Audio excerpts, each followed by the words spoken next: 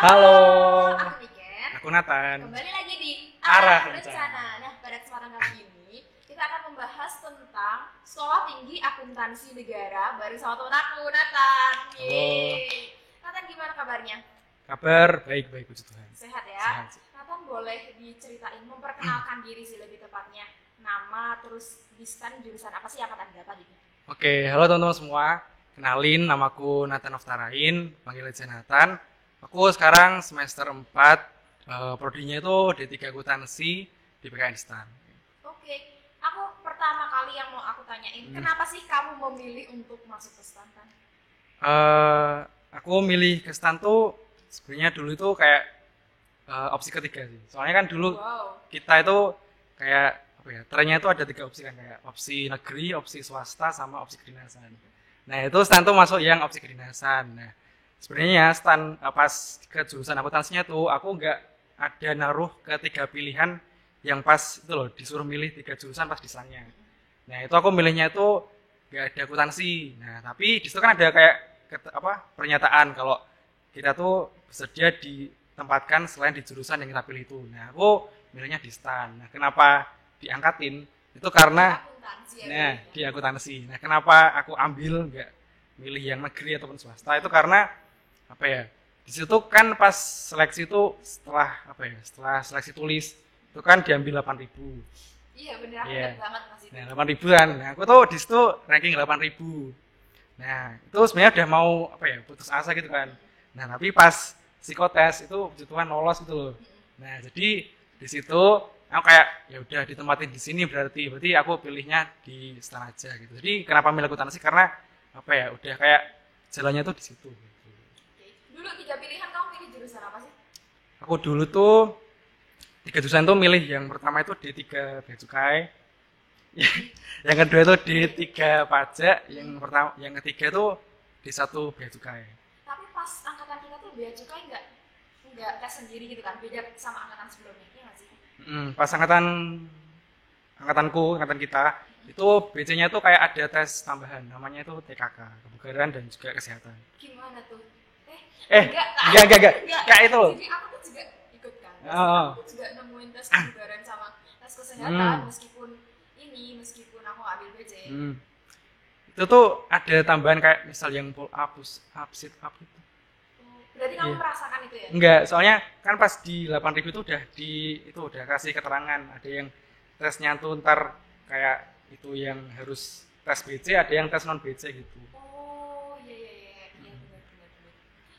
Tapi tahun sebelumnya itu tuh STAN pernah ngadain tanpa tes fisik ya, kecuali Pernah. buat yang BC Talk. Iya. Terus pas angkatan kita di tahun 2019 itu tuh semua jurusan ada tes fisiknya. Cuman mungkin yang ambil bea cukai dia tes fisiknya lebih berat gitu ya. Oh iya, ralat sebelum, jadi 8.000 itu udah setelah tes fisik ya, jadi yang pas tambahan pull up, sit up itu yang pas tes barengan yang berat 100.000 itu pas itu yang pas tesnya. Oke nih, masuk ke tadi seleksi. Apa aja sih seleksi yang harus diikutin kalau misalkan mau masuk STAN? Mungkin pas angkatan kita aja kali ya, karena beda-beda setiap angkatan. Kalau pas tahun 2019 itu tuh yang pertama itu ada tes tulis ya kan. Nah, tes tulis itu kayak biasalah TPA, TBI, SKD kayak gitu. Nah, habis itu ada tes itu yang fisik, tes fisik PKK. Itu kayak biasa lari, saleran, terus kayak dicek-cek kesehatannya itu kayak gimana kayak gitu kan. Nah, habis itu diambillah tuh 8.000. Kalau seingatku segitu ya. Terus tuh tes psikotes. Ya, habis itu psikotes kan. Nah, psikotes itu juga diambil itu kayak tes terakhir gitu loh sebelum masuk ke STAN-nya. Itu kayak ada nilainya juga, nanti diakumulasi, terus nanti diambil. Kalau kemarin itu kan pengumumannya 3.000 kan. Tapi diambilnya itu realisasinya kayaknya 2.700-an. Wow. Ya, dari mungkin 100.000 lebih apa berapa kan kemarin? Banyak banget. Ya itu Jadi kayak ada banyak pas tahun angkatan kita tuh banyak banget ya, kayak Benar. ratusan atau puluhan gitu. Terus cuma diambil 8.000 pas di tes tahap pertama ya, tes tertulisnya. Itu apa aja sih tes tertulisnya biar sekalian dijelasin? Nah. Bahasa Inggris, matematika sama SKD. SKD itu meliputi apa aja? Nah, kalau tes tertulisnya itu ada kayak TPA, itu kayak biasa kayak gue sebenarnya agak lupa tapi Kayak tes IQ ya modelnya. tes IQ kayak gitu, kayak matematika dasar dan Matematika, tes lain-lain. aritmatika gitu. Nah kayak gitu, kayak itu loh, kayak SPM tapi yang itunya ini apa itu kan? Aduh, aku lupa. Nah itu lah ya.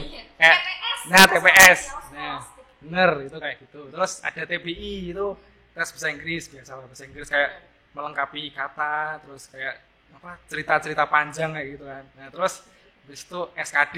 Nah, SKD itu kayak ada TWK, Tes wawasan kebangsaan. tes wawasan kebangsaan, tes intelijensia umum, TIU.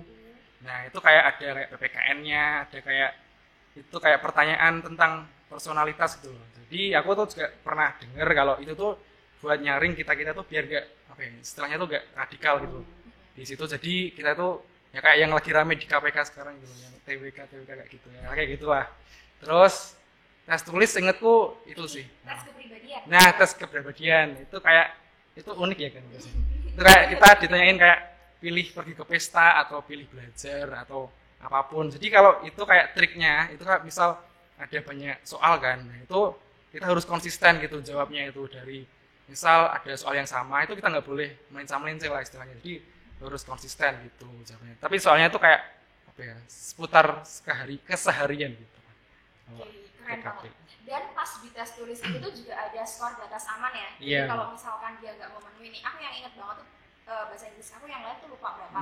Pokoknya bahasa Inggris itu tuh skornya tuh 30 ya dari 100 gitu. Jadi kalau misalkan nilai kamu tuh di bawah itu, otomatis kamu udah nggak lolos. Benar.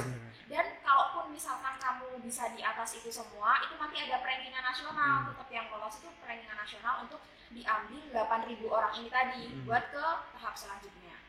Oke, next tahap kedua yaitu kebugaran sama tes kesehatan. Ngapain aja tuh? Apa aja yang dicek dan yang perlu disiapkan teman-teman? Ini kalau kebugaran sama kesehatan itu kayak ada dua jenis. Nah, kesehatan sendiri.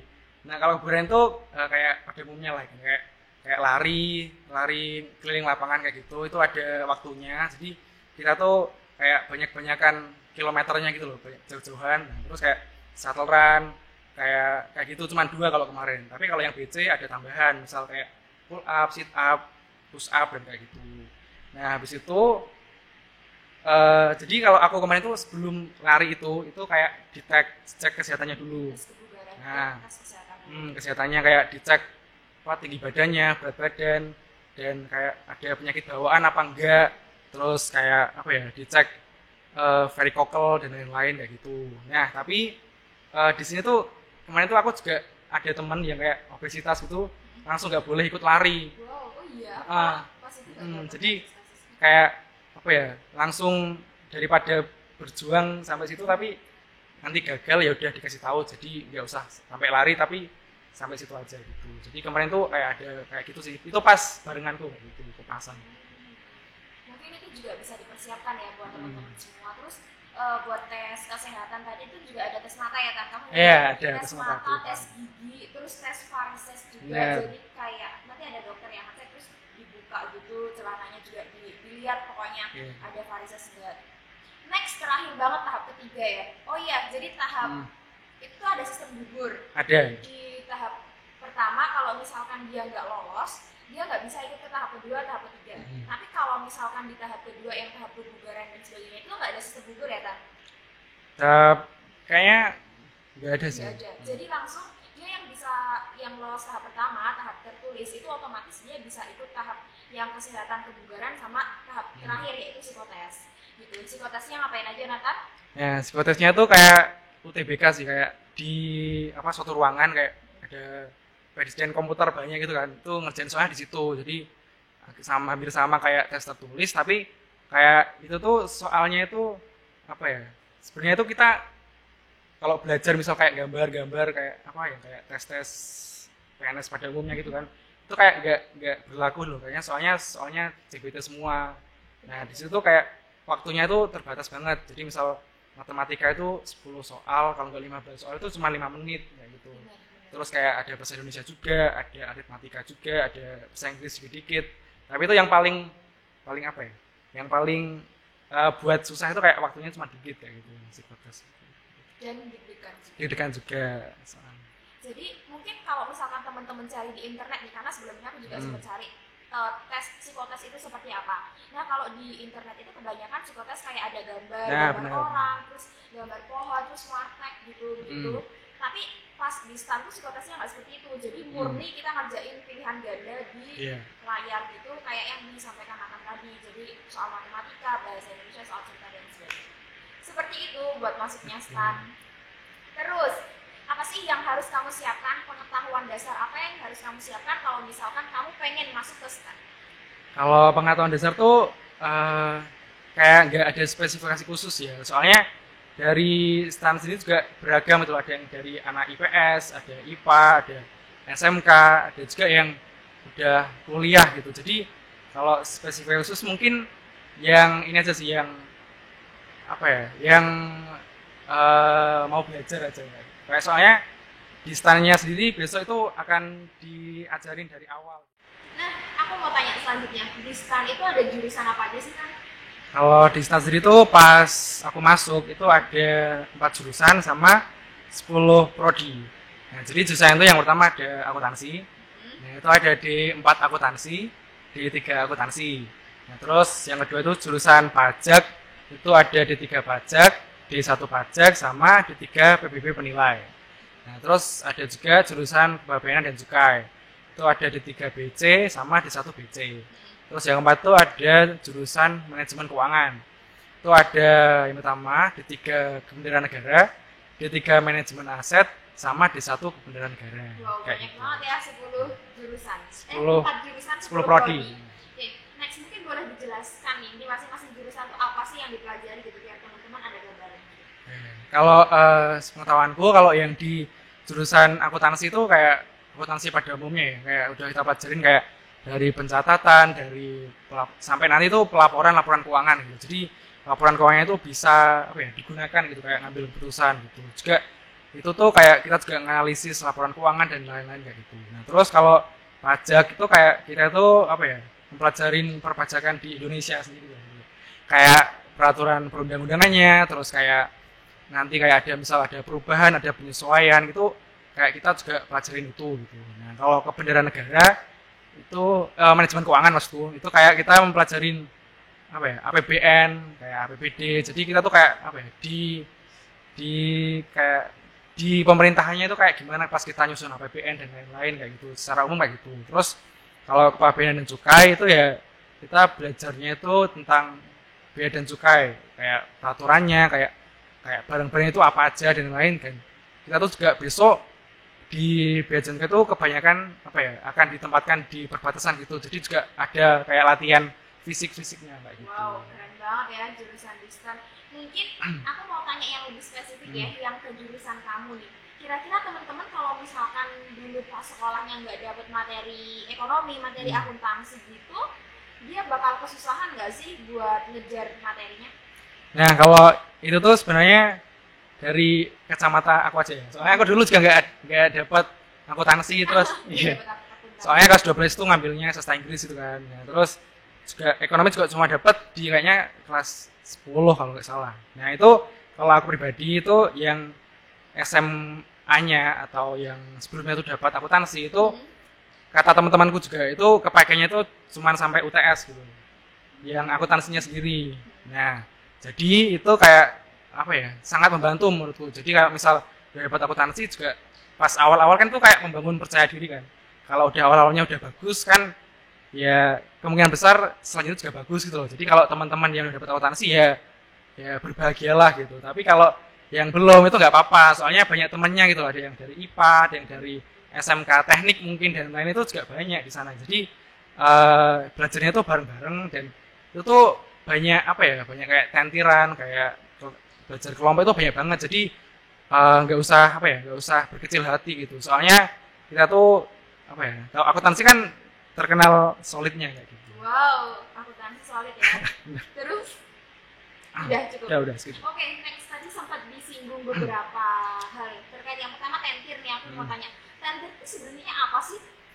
Nah, tentir itu kayak kita tuh belajar kelompok gitu kan. Jadi kayak di situ tuh ada budaya namanya tentir teman-teman. Tapi yang nggak tahu kepanjangan tentir itu apa. Kalau di punya mau ada nggak kayak gitu? Enggak, adanya belajar kelompok. Nah, belajar kelompok. Tapi di sana itu ada yang namanya tentir.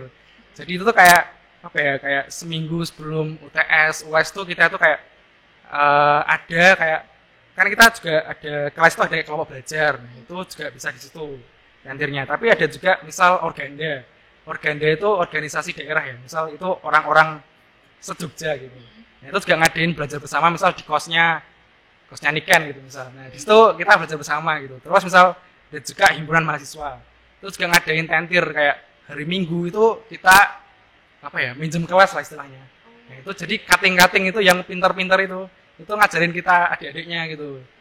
Nah, gitu jadi tentir itu kayak les gratis lah gitu. Jadi itu menurutku sangat membantu sih kalau di STAN tuh ada kayak tentir-tentir kayak gitu sebelum ujian-ujian kayak gitu. Oke, berarti di sini sudah mulai kelihatan ya perbedaannya kalau misalkan di universitas biasa mungkin sebelum UAS itu kita harus catch up materi sendiri, tapi kalau di STAN ada program tentir itu tadi, jadi tetap harus dibantu. Tetap bisa dibantu. Iya. Nah, terus mentornya ini tuh dari angkatan kalian sendiri atau dari kakak tingkatnya sih kan? Nah, kalau itu tuh kan di angkatan per angkatan itu sebenarnya kayak ada pengurus angkatan gitu kan. Nah, itu ada sebenarnya tentir itu kayak opsinya tuh ada 5 lebih lah gitu. Jadi kita bisa milih sesuka kita gitu. Misal kita enjoy-nya sama teman sekelas. Nah, kita juga bisa teman sekelas itu mesti ada kayak ditunjuk satu yang paling pintar di matkul itu gitu loh. Jadi itu dia tuh yang misal setiap mau ujian tuh yang kayak ngasih les sedikit lah, misal 1 jam lewat, kalau sekarang lewat Zoom kayak gitu. Nah, tapi juga kalau misal kita nyamannya sama yang teman-teman se-daerah misalnya, itu juga ada tentir organda. Nah, itu kayak tentirnya itu yang kayak mentornya itu ada yang dari angkatanku, ada yang dari angkatan kakak kelas gitu, kakak tingkat. Nah, tapi kalau kebanyakan itu kalau sekarang itu ini sih dari teman seangkatan. Jadi ada tentir rutin juga per minggu kayak ada review materi. Jadi setiap minggu itu pengurus angkatan itu kayak ngadain tentir rutin gitu. Jadi itu yang ngajarin itu juga teman seangkatan sebenarnya gitu. Oke, berarti sistem tentir ini tuh lebih fleksibel ya tergantung kita nyamannya sama siapa. Next, ngomongin masalah tentir, pasti kan para mahasiswa STAN ini pengen dapat nilai yang bagus. Dengar nih ada sistem dropout. Jadi kalau misalkan nggak mencapai nilai tertentu, mereka akan di dropout. Bener nggak sih kan? Kalau itu tuh bener sih. Tapi kalau semester ini pas online ini kayak juga aku mikirnya kalau online tuh kayak ada keringanan gitu kan dari STAN. Tapi ternyata peraturannya masih tetap sama, jadi masih ada dropout dan pas offline juga ada dropout gitu. Jadi kalau dropout itu sendiri setauku itu karena beberapa faktor. Yang pertama itu kayak nilainya tuh kurang dari 2,75 atau ada salah satu nilai yang D di mata kuliah wajib gitu loh. Nah, jadi itu jangan sampai 2,75 di bawahnya, kalau enggak ada yang D kayak gitu. Sama kayak indisipliner, kayak ya indisipliner mahasiswa lah, kayak misal bolosnya terlalu sering atau misal ada kegiatan curang dan lain-lain itu juga bisa akibat DO gitu. Nah, bentar. Kalau pas offline itu ada juga kayak peraturan yang agak unik gitu loh. Itu kayak misal kita nginjak lapangan, ada satu lapangan gitu di STAN. Itu kalau kita nginjak itu DO gitu. Wow. Kayak lapangan lapangan biasa gitu. Tapi itu tuh kayak ada peraturannya, tapi kayak kalau nginjak itu DO gitu. Misal kita juga main di air mancurnya itu, misal kita nyebur di situ juga DO gitu. Wow, sangat ketat sekali ya tentang peraturan itu. Terus susah nggak sih, kan tadi minimal nilai itu 2,75 agar dia nggak dropout. Susah nggak sih untuk mencapai nilai 2,75 itu? Kalau 2,75 itu bisa dibilang susah-susah, tapi kalau kita belajarnya rutin tuh nggak begitu susah gitu. Tapi kalau aku sendiri yang rasain pas online itu cukup perjuangan sih itu kayak kan itu sebenarnya ada proporsinya kan misal dari UTS UAS itu 30-30, terus aktivitas itu 40. Nah, itu aktivitas itu kayak kita tanya-tanya, kayak kita misal kuis dan lain-lain itu masuk aktivitas. Nah, itu tuh triknya sebenarnya itu kita tuh bagusin di aktivitasnya. Jadi yang 40% tuh kita maksimalin gitu loh. Jadi nanti pas misal pelajaran biasa itu kita kayak aktif, kayak ngerjain tugas itu beneran, kayak kuisnya juga ya sebisa mungkin bagus kayak gitu.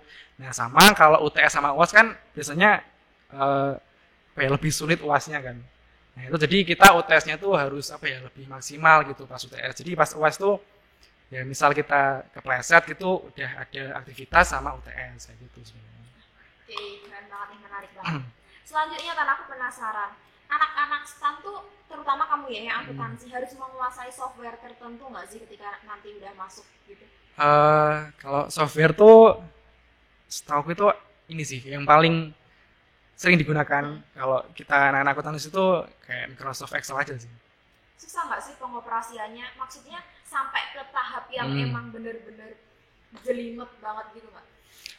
Kalau sekarang itu enggak, kayak kita tuh cuman baru ini sih kayak aku semester 4 kan sekarang. Itu kayak kita tuh buat jurnalnya di Excel, terus kita nanti buat laporan keuangannya di Excel, tapi itu malah memudahkan gitu loh daripada kita nulis di kayak di buku kan kayak banyak halaman dan lain-lain. Tapi kalau di Excel kan otomatis apa ya kayak kehitung sendiri gitu loh. Jadi kita harus paling susahnya itu kayak di awal kayak kita itu harus tahu rumusnya, kayak tahu apa ya kayak rumus-rumusnya kan agak banyak kan itu, jadi kalau udah tahu itu malah memudahkan gitu kalau yang Excel. Oke, jadi tidak memberatkan ya software yang harus dikuasai kalau untuk jurusan akuntansi. Nah selanjutnya Nathan, boleh dijelasin apa sih yang dipelajarin di masing-masing semesternya? Oke, jadi kalau pas masuk itu kan kita kayak dijadiin satu tuh, yang semua jurusan terus jadiin sekelas gitu. Jadi pas tahun itu kebetulan itu enggak langsung sekelas itu akuntansi semua gitu. Jadi kita dulu itu campur sama BC, sama KPN, sama pajak gitu. Nah, gitu di situ masih pelajaran bonus-bonus gitu. Misal kayak pendidikan agama, terus etika anti korupsi, Pancasila, terus pengantar ilmu ekonomi, terus anti korupsi. Tapi akuntansinya tuh udah ada gitu. Namanya itu pengantar akuntansi 1. Nah, terus di semester 2 itu tuh kita udah mulai ditambahin lagi tuh kayak matkul pengantar ilmu hukum. Jadi kita juga diajarin kayak apa ya, dasar-dasar hukum yang harus kita tahu lah gitu tentang mungkin perpajakan dan lain-lain. Terus kita juga ada kayak aplikasi komputer. Jadi itu kayak kita belajar Microsoft dan teman-temannya lah gitu. Terus ada juga pengantar akuntansi 2 sama pengantar ilmu ekonomi 2 kayak gitu sih.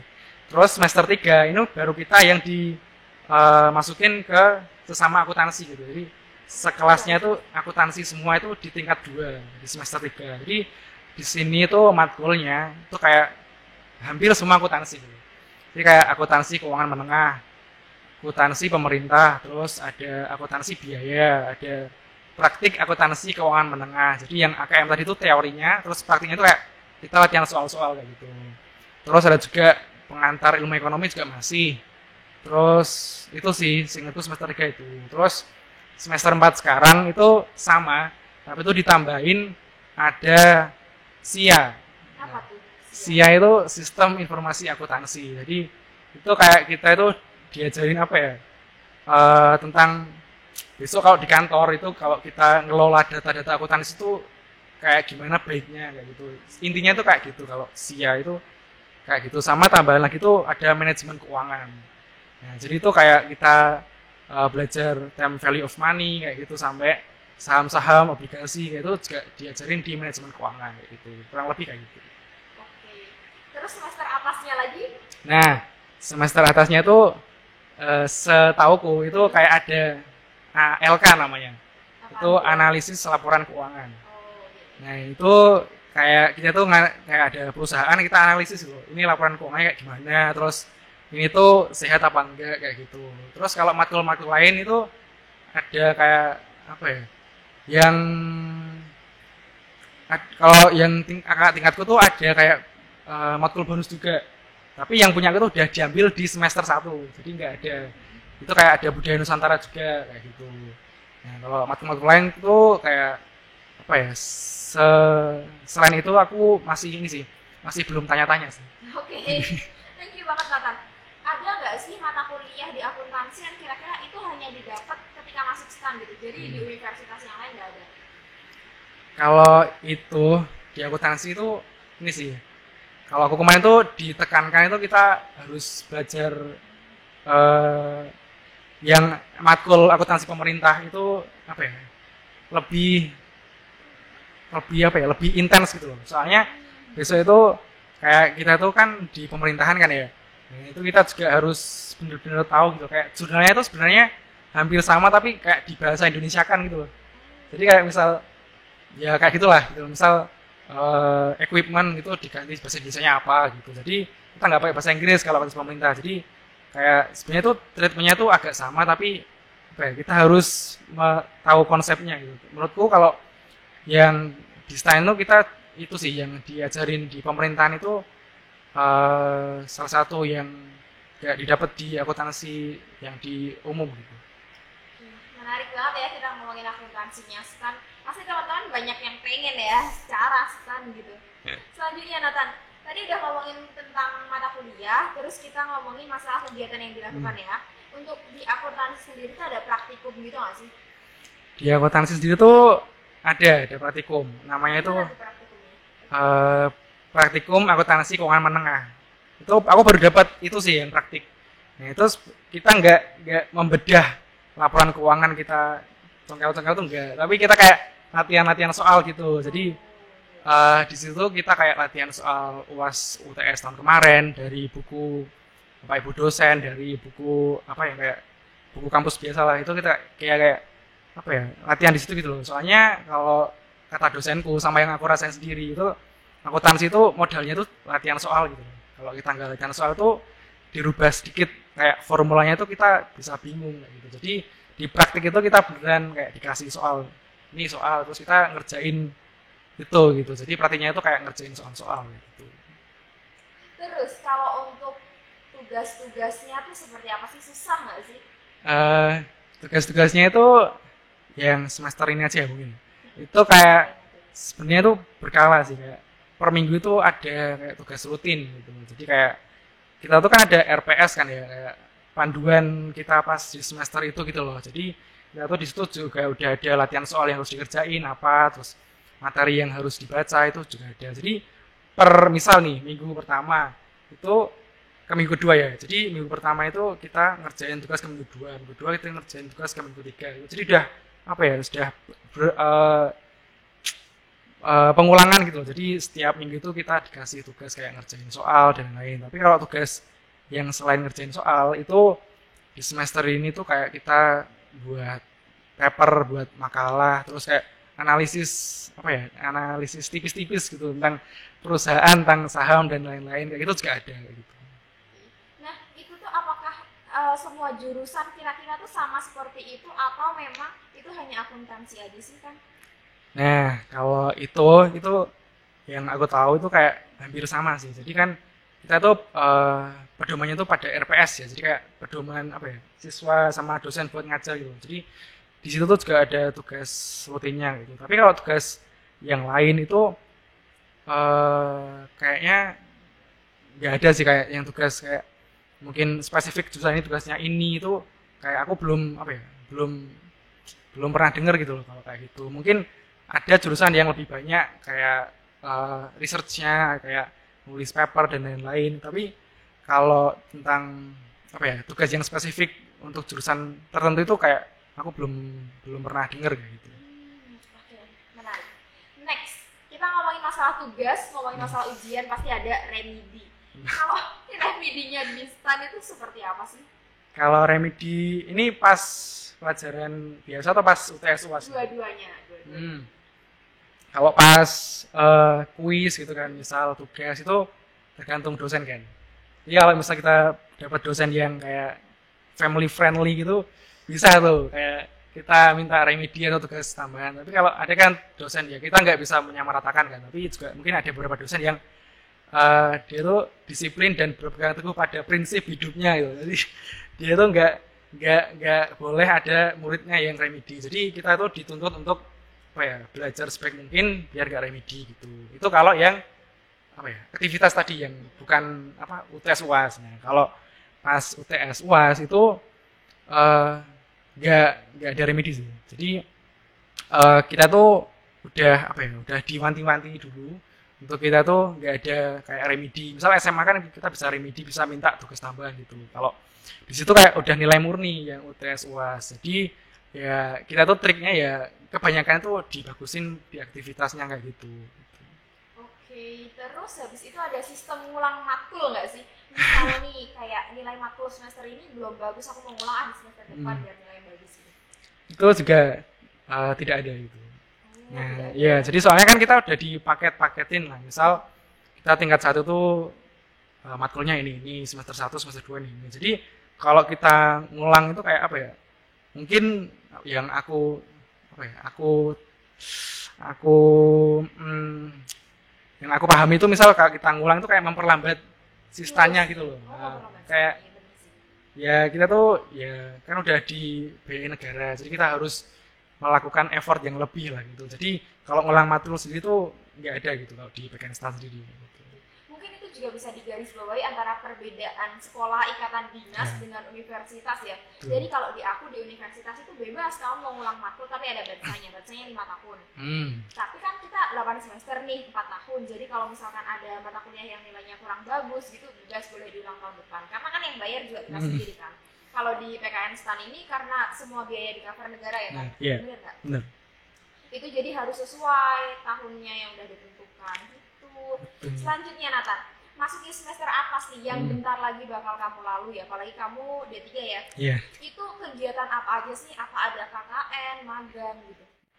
Nah, jadi kalau di semester 4 ini pun sebenarnya tuh udah ada kan yang kayak apa ya menuju penyambutan ke skripsinya gitu lah. Ya, itu namanya KKM, itu kuliah kerja mahasiswa. Nah, jadi di situ yang aku tahu itu kayak kita tuh kelompoknya itu per daerah gitu. Jadi misal di Gunung Kidul kita juga kelompoknya itu teman-teman yang di situ gitu loh. Jadi kalau tahun ini itu kayak kita tuh milih tempatnya dulu, objeknya gitu. Misal kayak sekolah, kayak balai dusun, balai desa ataupun bebas lah gitu. Kan kita milih objeknya. Nah, kedua kita milih temanya. Misal kita mau bantu di pelaporan keuangan atau kita mau edukasi tentang apa ya, tentang sistem pencatatannya kayak gitu. Nah, terus habis itu kita kayak ngasih outputnya gitu loh. Kita misal ngasih modul, kita misal ngasih video, poster atau apapun. Jadi itu tuh secara ringkasnya itu kayak gitu KKM. Jadi kita milih objeknya apa, terus kita milih temanya apa, terus kita milih outputnya apa. Nah, itu outputnya itu nanti kita serahkan ke objeknya itu kayak gitu. Itu bebas jadinya. Nah, terus kalau di semester 5 ke 6 itu ada PKL, praktek kerja lapangan. Nah, itu juga kita tuh apa ya, dikasih kesempatan buat milih tempatnya gitu loh. Misal di Gunung Kidul, tapi kebanyakan di daerah sih ini. Jadi kayak di kantor pajak di Siono dan lain-lain kayak gitu. Nah, itu kita bisa milih 3 gitu loh, atau di dinas itu juga bisa. Itu kita di sana juga kayak kita apa ya, diajarin sama kita tuh kayak apa ya, cari tahu gambaran besok kita kerjain itu kayak gimana, job desk-nya apa aja kayak gitu. Jadi itu kalau yang apa ya, tadi KKM sama PKL kayak gitu. Oke, menarik banget. Terus ada skripsi. Oh ya, ini Oh iya. pertanyaan ini. Itu hanya berlaku untuk akuntansi atau semua jurusan yang ada di STAN juga seperti itu? Itu berlaku untuk semua jurusan. Wow. Jadi buat teman-teman nih meskipun nggak masuk di jurusan akuntansi gitu, mungkin pengen masuk ke jurusan yang lain tetap seperti itu ya. Iya. Nah terus untuk skripsinya ada nggak sih kan?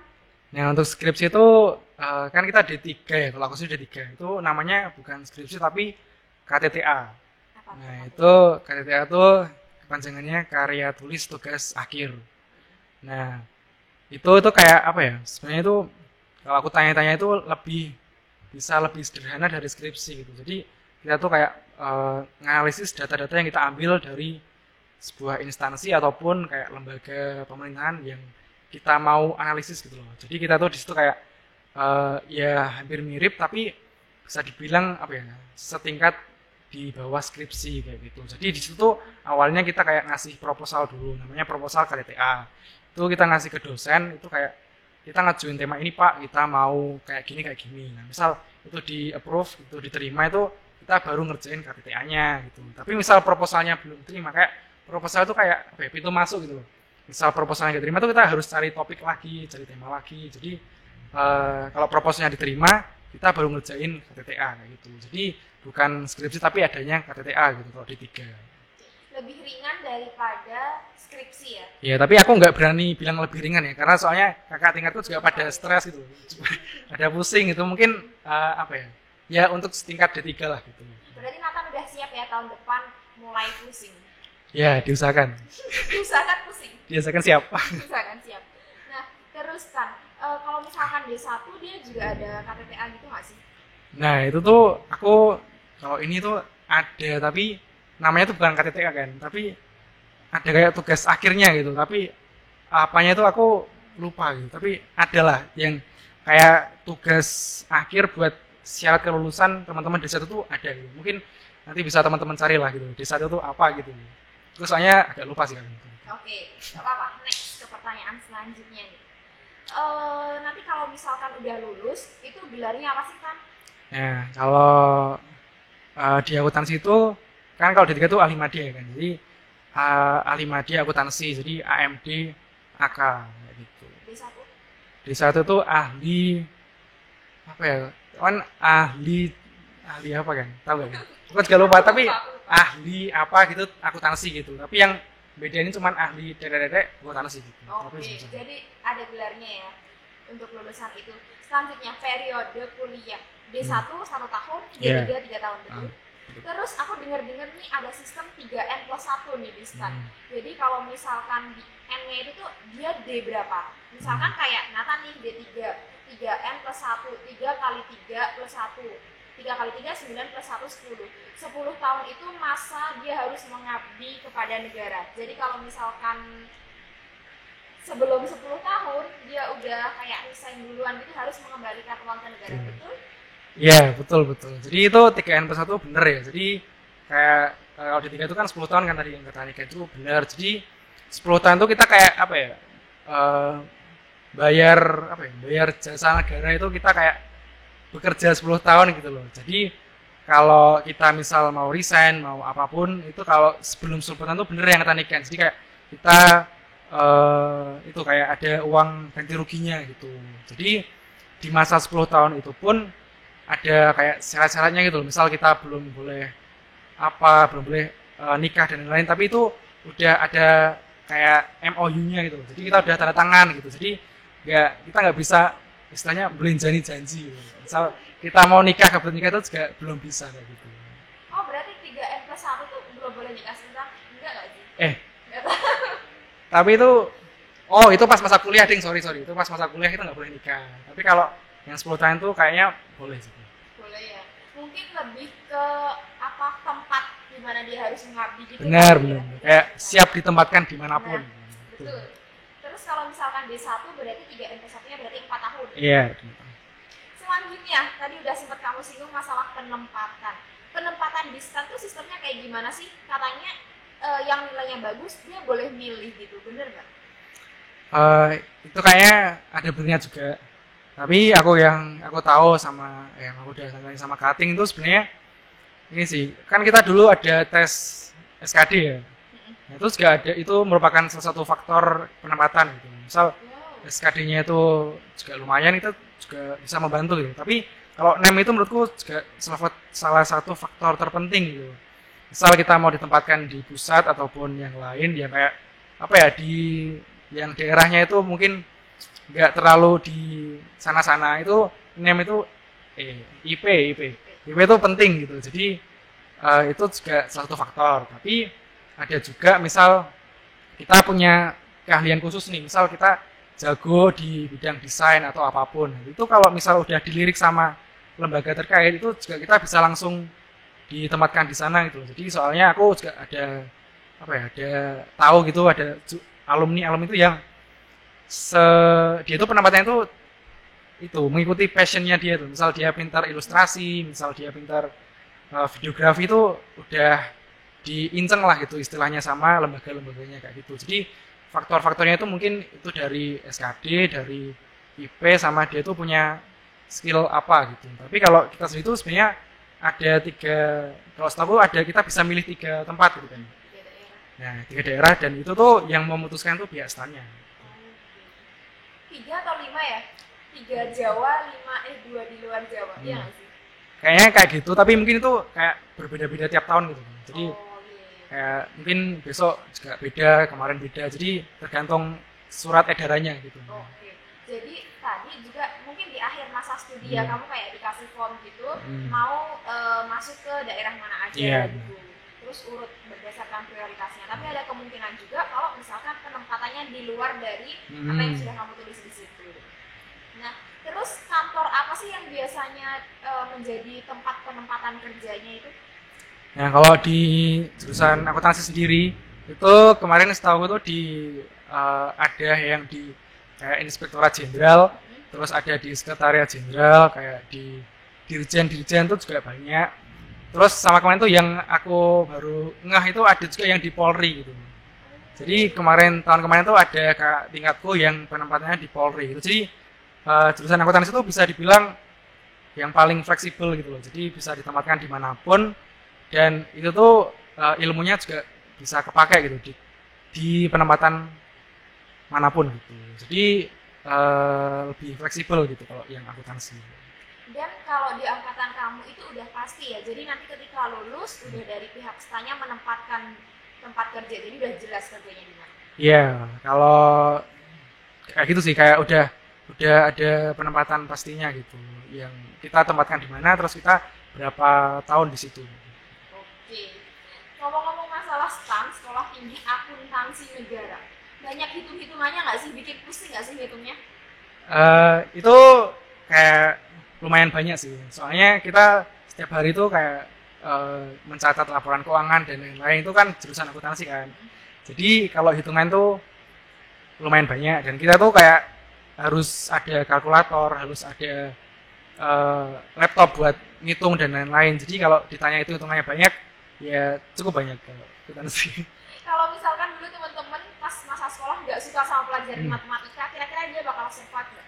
Nah, jadi kalau yang SMA itu nggak suka matematika ya tadi. Nah, itu yang ini sih, yang aku suka dari akuntansi itu di situ kita kayak diajarin cerita di baliknya gitu kan. Kayak ini tuh kayak gimana kok bisa ke jurnal ini dan lain-lain. Jadi kalau teman-teman yang mungkin SMA-nya nggak suka angka atau matematika itu bisa dicobalah akuntansi gitu. Soalnya lumayan asik gitu loh kalau misal kita tuh punya waktu buat memahaminya gitu. Tapi yang aku sering alamin sama teman-temanku alamin tuh kita tuh terlalu banyak ngerjain soal sebelum kita itu paham betul konsepnya gitu loh. Jadi kalau kita udah paham konsepnya itu kita kayak ngerjain soal cerita sebenarnya. Jadi kayak ada alurnya, kayak ada apa cerita-cerita di belakangnya itu lumayan asik gitu. Jadi kalau yang dulu kayak takut matematika atau kurang suka matematika itu menurutku bisa jadi alternatif gitu loh. Akuntansi itu bisa dicoba gitu. Mungkin untuk jurusan-jurusan lain juga seperti itu Yes. ya kan? Nggak terlalu banyak matematika gitu ya. Selanjutnya nih, tadi udah ngomongin masalah suka matematika apa enggak, selanjutnya ngomongin jam kuliah di STAN. Jam kuliah di STAN padat nggak sih? Maksudnya kalau misalkan kita mau ikut kegiatan organisasi di luar atau mau part time gitu bisa nggak sih? Oke, kalau jam kuliah itu sebenarnya kayak kita SMA biasa sih. Jadi kita udah ada penjadwalannya gitu. Jadi udah dikasih jadwal secara rutin per semester. Jadi misal hari Senin sampai Sabtu itu apa aja gitu. Tapi yang aku alamin sampai sekarang ini tuh bisa dibilang tuh nggak terlalu padat gitu. Jadi sehari itu maksimal itu 3 matkul. Jadi itu pun matkulnya nggak 3 SKS semua, mesti ada yang 2 SKS gitu. Tapi yang semester sekarang itu sehari itu mentoknya cuma 2 matkul. Soalnya aku sendiri tuh di jurusanku tuh hanya 7 matkul gitu. Jadi tapi itu yang kurang enaknya itu sampai Sabtu gitu. Jadi biasanya kan yang kampus-kampus lain Sabtu libur tapi kita Sabtu masuk gitu. Tapi itu pun juga tergantung pembagian jadwalnya gitu. Nah, kalau ditanya bisa nggak organisasi sama part time itu menurutku bisa banget gitu loh. Selagi kita bisa bagi waktu antara kuliah, tugas sama kegiatan lain kayak gitu. Oke, jadi tetap bisa ya teman-teman. Misalkan kayak anaknya suka banget nih buat ikut kegiatan organisasi, kegiatan volunteer gitu. Tetap bisa meskipun kuliah di sekolah kedinasan ya. Oh ya, ngomong-ngomong masalah sekolah kedinasan, ini mungkin kita lupa bahas di awal ya. Pas kamu rasain di online, itu STAN ada asramanya nggak sih kan? Nah ini asrama itu kayak lagi tahap pembangunan kan. Jadi di sana itu jadi mumpung mahasiswanya libur, jadi si pihak STAN itu kayak menggiatkan pembangunan gitu kan. Jadi kayak di sana ditambahin kayak fasilitasnya, kayak perpustakaannya itu dibagusin. Nanti coba deh kayak kalian cari tahu perpustakaannya itu bagus gitu. Sekarang soalnya pas aku masuk ke sana itu kayak ya hampir mirip perpusda lah gitu.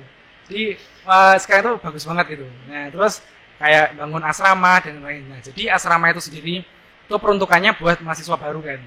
Jadi itu kayak dibangunnya setauku prioritasnya itu untuk mahasiswa baru. Jadi biar bisa ngontrolnya tuh enak kayak gitu. Tapi kalau di angkatanku sendiri itu belum ada asrama. Jadi kita masih ngekos mandiri lah kayak gitu.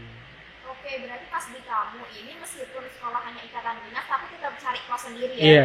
Dan waktunya tuh tidak terikat. Misalkan kan ada nih sekolah ikatan dinas yang lain yang dia udah di asrama terus bangun tidur harus menyesuaikan kegiatan asrama sampai nanti tidur lagi. Kalau di STAN tidak seperti itu ya. Iya, enggak seperti itu. Oke, terus ngomongin masalah seragam juga gimana? Apakah peraturannya juga ketat seragamnya di STAN pas kuliah atau bebas? Ini pas offline apa online? Dua-duanya. Oke. Kalau pas offline tuh kayak kita tuh yang aku tangkap ya, itu kita dibiasakan buat besok di kantor gitu loh. Jadi kita tuh kayak ada seragam itu ada beberapa kan. Jadi yang pertama itu kayak seragam atasan putih, terus bawahnya hitam. Yang kedua itu atasannya itu cerah, kayak misal biru muda, merah marun dan lain-lain itu kayak gitu. Terus bawahnya hitam. Terus yang ketiga itu kita juga pakai batik sama bawahan hitam. Terus hari Jumat Sabtu itu kita baru sepenuhnya mahasiswa gitu. Jadi kita baru dibolehin pakai pakaian bebas gitu, bisa pakai flanel atau apapun. Tapi tetap nggak boleh kaos gitu sih. Terus untuk biaya kuliah sendiri di STAN seperti apa? Nah untuk biaya kuliahnya sendiri tuh sebenarnya gratis ya dari apa ya? Dari kayak buku-bukunya kayak dosen matkul dan itu gratis. Tapi di sana itu ada kayak pungutan yang diambil oleh ini kayak KM mahasiswanya kayak BEM-nya gitu. Jadi itu kayak dia itu mungut tapi sebenarnya juga buat kegiatan kita gitu. Ya, kayak misal kita dipungut sekian ratus ribu lah gitu. Jadi itu kayak dibuat kayak acara buat himanya, buat apa kayak ya dibagi-bagi buat organisasi di sana. Tapi nanti kita juga menikmati itu gitu. Misal kayak ada acara pensi, kita ada lomba-lomba itu kita juga bakal nikmatin itu dari iuran yang kita kasih. Gitu. Ada beasiswa nggak sih untuk mahasiswa sana? Kalau beasiswa itu setahu aku ada yang kayak fast track gitu kan.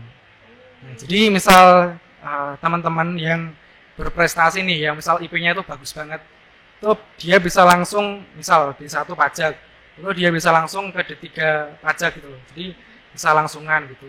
Atau enggak dia itu juga ada aku pernah dengar kalau itu kayak ada beasiswa yang dari apa ya, dia udah dicadangin gitu loh. Misal masuk kuliah setelah STAN tuh dia langsung dicadangin misal di kampus A, B, C itu juga ada sih gitu. Tapi kalau yang paling yang paling familiar itu pas kita udah lulus kan. Jadi teman-teman yang udah lulus tuh biasanya kakak-kakak yang udah lulus tuh biasanya nyari beasiswa itu di kantornya kayak LPDP dan lain-lain kayak gitu. Juga biasanya juga ngincer balik lagi ke STAN gitu. Misal di 4-nya, D3-nya kayak gitu sih. Oke, jadi beasiswa itu terbuka lebar ya? Iya, bisa. Selanjutnya Nathan, penasaran. Tadi kan kamu bilang STAN adalah plan ketiga.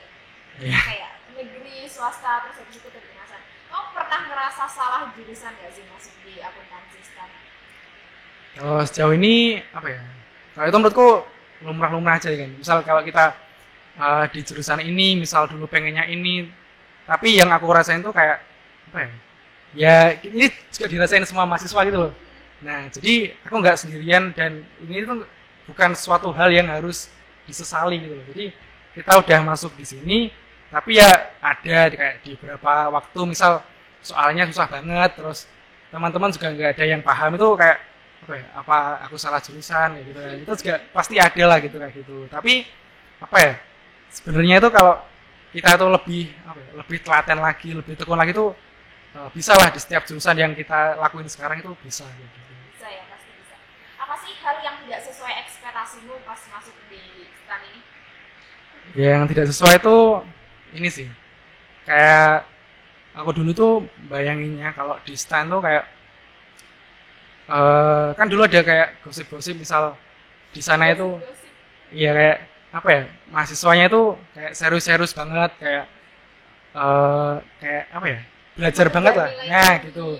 Tapi juga di sana itu sampai di sini tuh ya memang ada yang orang-orang kayak gitu, tipe-tipe seperti itu. Mungkin di kampus lain juga seperti ini ya. Jadi gue juga kagetnya tuh juga masih ada orang-orang yang santuy gitu loh. Jadi aku misal mau belajar tuh ke tipe yang sini, tapi kalau mau santuy itu ke tipe yang sini gitu. Jadi ada opsinya gitu loh. Jadi aku lumayan gak kaget tapi lebih apa ya?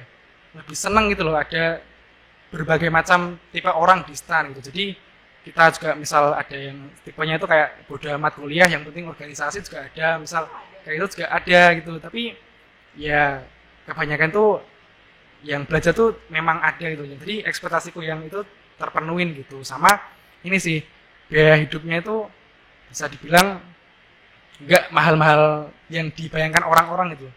Jadi kita kalau misal mau hedon itu juga bisa, tapi kalau misal mau hemat itu juga bisa kayak gitu. Sama ini sih cuacanya. Jadi di sana itu kan Jakarta tuh panas kan. Panas, kan aku di Bintaro kan, di Tangerang Selatan. Itu kayak polusinya tuh juga lumayan gitu kan. Jadi kalau misal kita, ini sih cerita lucu sih, kayak misal kita tuh mandi kan, itu nggak tambah seger tapi tambah sumuk gitu loh. Tambah keringetan. Jadi kayak misal kita udah pakai baju itu keringetnya tuh malah keluar, terus kita tambah lagi ke jalan itu kayak angkot Sliverland, terus mobil motor Sliverland. Jadi kayak polusinya tuh lumayan, sama cuacanya itu lumayan panas gitu. Jadi gitu nggak expect itunya sih kayak gitu. Mungkin karena kita udah terbiasa tinggal di lingkungan yang seperti ini ya, Nathan. Kalau untuk teman-teman yang ada di Jabodetabek mungkin itu adalah hal yang biasa ya. Tapi karena emang aku dan Nathan itu tinggal di lingkungan yang bisa terbilang masih asri, masih polusinya tidak sebanyak daerah metropolitan gitu, jadi kaget juga. Selanjutnya, apa sih kesulitan yang kamu rasakan selama berkuliah 4 semester ini? Oke, kalau kesulitan sendiri itu ini sih tentang gimana caranya itu konsisten gitu kan. Kayak misal kan tadi yang aku udah pernah tadi udah pernah bilang kan, misal di akuntansi itu kita tuh kayak kuncinya itu latihan soal gitu. Nah, aku tuh kadang itu kayak kurang latihan soalnya gitu kan. Jadi aku tuh lebih senang baca materi tapi ngerjain soal itu kayak mager-mageran gitu. Jadi yang aku rasain sebenarnya tuh kayak apa ya? Tipe-tipe soal yang berbeda-beda gitu kan. Jadi kayak itu tuh menurutku agak agak jadi sebuah tantangan gitu. Jadi aku pribadi tuh harus kayak banyak-banyakin latihan soal, banyak-banyakin tanya-tanya teman-teman, tanya dosen. Jadi itu menurutku salah satu kesulitan. Jadi kalau kesulitan yang lain tuh mungkin ini sih, kayak tugasnya itu juga lumayan banyak kan. Jadi kayak itu juga butuh butuh waktu khusus gitu buat ngerjain tugas dan lain. Sama kalau kita itu kayak misal ada latihan gitu dan itu tuh disuruh ngepresentasiin gitu loh. Jadi kayak mendadak gitu kan, kayak serangan jantungnya tuh berdebar-debar gitu loh. Jadi itu salah satu tantangan juga sih. Jadi mungkin beberapa tantangan tuh itu sih yang aku rasain. Oke, jadi harus konsisten ya. Bener. Dalam mengerjakan apapun lah, apalagi di sekolah ikatan dinas. Nah, ngomong-ngomong, aku tuh mendengar berita menyenangkan di tahun ini karena tahun sebelumnya kan STAN sempat ditutup dan kabarnya bakal ditutup sampai tahun 2024. Tapi ternyata tahun ini STAN udah pembukaan. Boleh diceritain sedikit, Nathan nih sebagai anak STAN langsung gitu, pembukaan itu sistemnya seperti apa, terus jurusan yang dibuka itu apa aja sih? Oke, kalau pembukaan di tahun ini itu kemarin tuh ini sih, bukanya itu kotanya 275 orang. Iya, 275 orang. Buat tiga jurusan. 3 jurusan satu ya, angkatan. Satu angkatan. Wow, itu tuh sangat jauh sekali dibanding tahun kamu yang 2700. Iya, 2700-an. Iya, kayak gitu. Nah, itu tuh tahun ini setanya tuh pakai nilai TPS kan. Jadi TPS tuh kemarin yang aku baca-baca itu yang buat reguler itu yang kayak daerah biasa lah itu 600 nilai minimal TPS-nya. Tapi yang buat afirmasi yang kayak di Papua, di daerah timur itu 400 gitu. Nah, itu kayak setelah TPS itu kan kemarin juga udah pengumuman kan yang lolos administrasi itu siapa aja gitu kan. Nah, itu juga dilanjut sama tes SPMB-nya, tes STAN-nya gitu kayak SKD gitu. Jadi di situ nanti ada tes tambahannya lagi setelah TPS-nya kayak gitu. Nah, dari 275 orang itu kemarin tuh yang daftar tuh sekitar kalau aku buka di IG-nya itu sekitar 40 ribuan. Wow. Nah, jadi kayak saingannya itu banyak banget yang dari 275 yang keterima itu. Nah, itu ditempatin ada 3 jurusan yang bisa dibilang baru kan di PKN ini. Jadi ada yang pertama itu akuntansi sektor publik, D4 semua ini. Terus sama D4 manajemen keuangan, sama D4 manajemen aset negara. Nah, kemarin itu yang paling banyak milihnya itu di akuntansi sektor publik gitu. Jadi untuk tahun ini kayak bea cukai, terus perpajakan, terus PBB penilai, manajemen keuangan gitu nggak dibuka ya? Nggak dibuka. Soalnya ini juga apa ya? Kemarin aku sempat ada apa ya, webinar dari Pak Direkturnya. Itu dia kayak beliau itu menjelaskan kenapa bukanya D4 gitu. Soalnya jurusan D1 dan 3 itu kayak apa ya? Sebenarnya itu bisa ditingkatkan lagi, biar bisa lebih bersaing gitu loh dari jurusan apa lulusan kampus lain. Jadi kita di tahun ini ke depannya tuh bukanya D4 kayak gitu. Dan kenapa ada jurusan baru? Karena pengen ada pembaruan kayak matkulnya dan lain-lain. Jadi mungkin itu biasanya itu udah ngerasa kalau matkul di jurusan yang sebelumnya tuh udah ketinggalan gitu. Jadi mau di-upgrade lah gitu istilahnya. Oke, menarik banget. Semangat bagi kalian pejuang 275 Benar. korupsi ya di antara Sukses. 40.000 manusia yang lain. Selanjutnya dua pertanyaan terakhir. Yang satu, tipe orang yang seperti apa sih yang cocok buat masuk STAN, dan tipe orang yang seperti apa yang jangan deh, mending kamu cari universitas atau perguruan tinggi yang lain deh gitu. Oke, jadi kalau yang ini kalau dari pandanganku sendiri sama mungkin teman-teman ya, sebenarnya itu nggak ada spesifikasi khusus, tapi yang kalau dari aku, kalau kamu tipe orangnya yang apa ya, yang tekun, yang telaten, terus ini sih nggak emosian, sabar lah gitu. Itu Sabar juga Nana. ya lagi belajar sabar. Itu masuk STAN nggak apa-apa banget, misalnya jurusan akuntansi ya khususnya.